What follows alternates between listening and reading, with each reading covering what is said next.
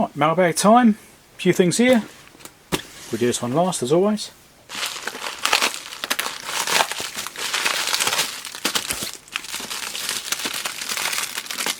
Yeah, okay, some battery holders. So I use these in some of my projects. These are quite nice.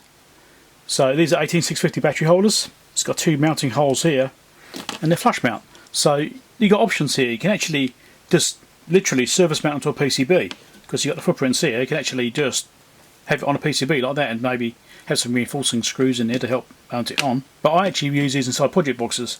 I'll just screw them to the casing, you know, we'll bolt them to the casing and then the solder some wires on, and they work really well for that. And they're quite nice ones. These hold the batteries quite well, quite secure.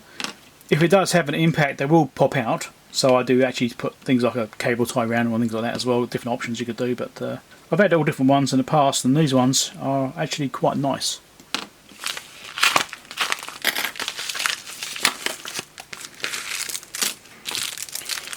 Just got a 4GB flash drives or something. I'm trying to see where the end is to open this up. There we go. Stay in the bag, don't care about it. Yeah, so sometimes you just need a little tiny flash drive, quite compact and small, not of too high capacity. Some of the older equipment or certain things which are on maybe Linux systems or some kind of microcontroller system, they don't actually like having large flash drives. So sometimes you actually just want just small, low capacity flash drives. And these are perfect for that.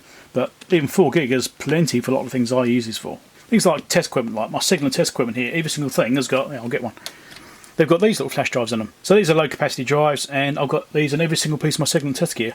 They're nice and compact and small, don't get in the way, and allow you to do firmware updates and things like that, and store files on them, what have you. And sometimes you just want small ones which don't get in the way.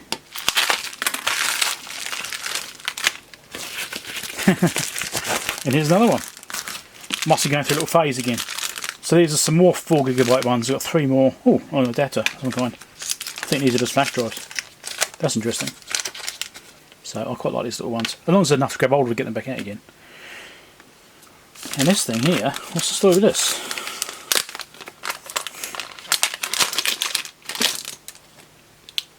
Oh right, these adapters. So these are USB-A, even though they're blue. There's only 4 connections in there. There's a USB 2, not USB 3. Ignore the colour. To a USB-C adapter. I thought I might need these for something, for my new computer system, because I might be using USB-C on that for some things. I thought I might need some adapters for it. But these are not USB 3, like they're supposed to be. Probably won't be linking to those.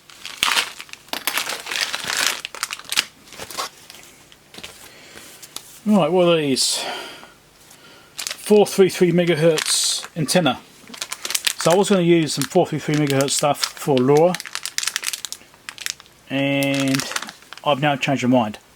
So now I don't need these, but I do have a bunch of 433 MHz LoRa modules now, which I may use for some projects in the future, who knows, but I'm not going to use them for the thing I was intending to use them for, because I was having issues with interference on those frequencies, causing too much disruption, the thing I was actually trying to use them for. But then I wasn't actually using 433 MHz antennas, I was only using 868 MHz antennas because that's what I had.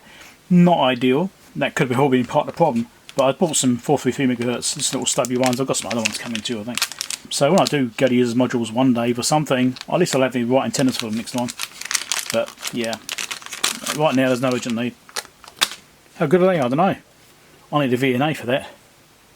Watch this space.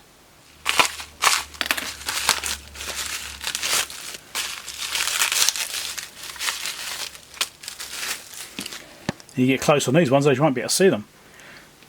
These are some 0.5mm 10-pin FPC connectors. So these are for going onto service mount boards, and you have those little flat flexes that go into these. So I actually use these kinds of things on some sharp memory displays. Now I've actually been using an adapter which I've shown in Mailbags before a couple of times, and they go straight to the screen and then just do wiring off that adapter board. But I'm actually thinking I might respin those boards and actually build these onto the actual project board, and then try and get the thing to actually reach, hopefully. And if I do that, I'm going to need some of these connectors. So I've got a bunch of connectors. Yeah, why not?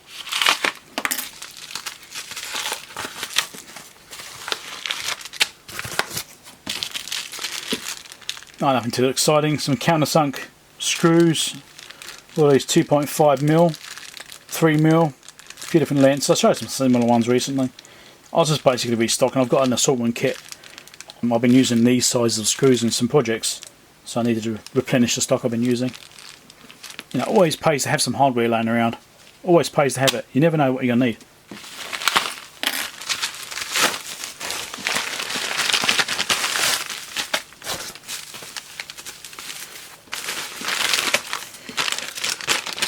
Well, I told you I had some more coming. A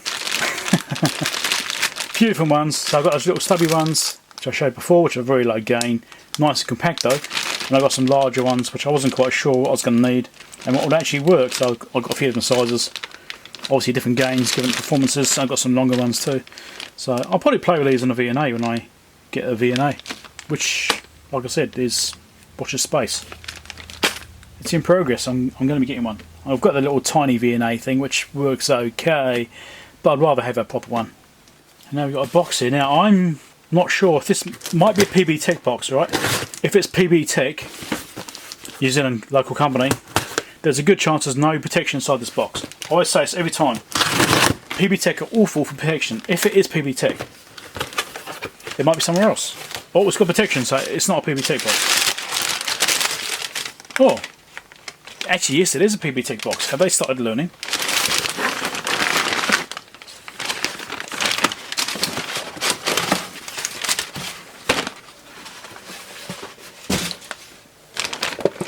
So it's just a bunch of Ethernet cables, nothing too exciting here.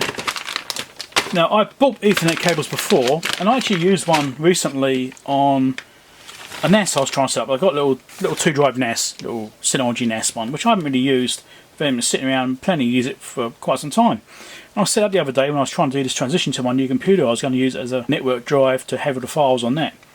And I was having all sorts of problems with speeds being awful on it.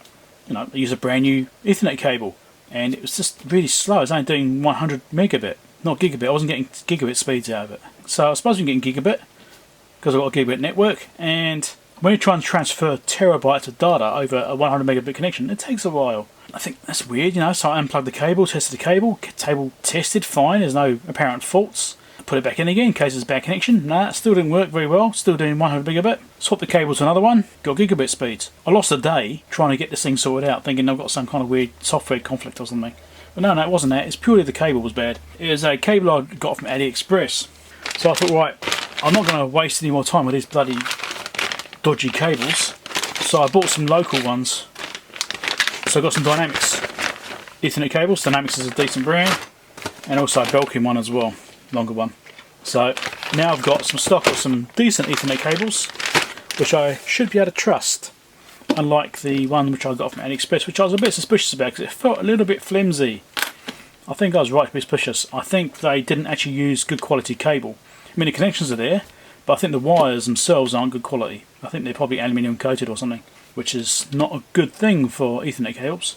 Check out my videos down below, subscribe over there if you're not subscribed, pay the support link over there if you want to help support the channel and help me buy more things from Mailbag like decent quality Ethernet cables. Bye.